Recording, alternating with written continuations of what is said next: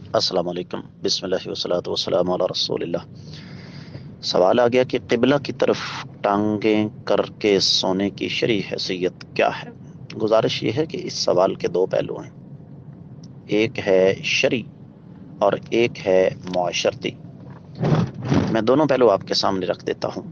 شرعی طور پر قرآن کی کوئی آیت یا نبی علیہ الصلوۃ والسلام کی کوئی حدیث ہمیں نہیں ملتی جس سے یہ پتہ چلے کہ ایسا کرنا منع ہے، اور یہی وجہ ہے کہ اللہ تعالیٰ آپ کو حج کی عمرے کی سعادت بخشے، بیت اللہ چلے جائیں، مسجد نبوی چلے جائیں، تو وہاں لوگ ستون کے ساتھ ٹیک لگا کے قبلہ کی طرف منہ کر کے قبلہ کی طرف ٹانگیں کر کے بیٹھے ہوتے ہیں۔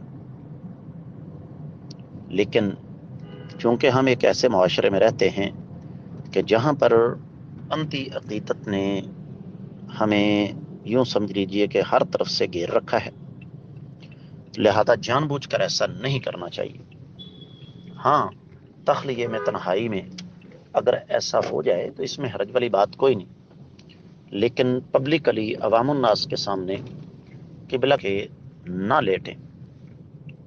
رہا یہ مسئلہ کہ جب قرآن و حدیث سے ایسا کوئی ثبوت نہیں تو ہم کیوں نہ لیٹیں، اس کا پھر نتیجہ آپ کو بھگتنا پڑے گا۔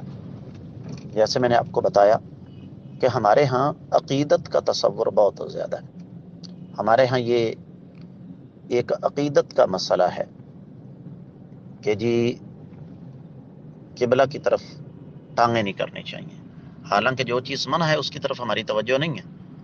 اللہ کے رسول صلی اللہ علیہ وسلم نے بڑی سخت وعید سنائی ہے ایسے انسان کے بارے میں جو قبلہ کی طرف منہ کر کے تھوکتا ہے۔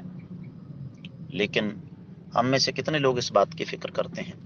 امید ہے کہ انشاءاللہ آپ کو اس کی اچھی طرح سمجھ آ گئی ہوگی۔ واللہ تعالی اعلم۔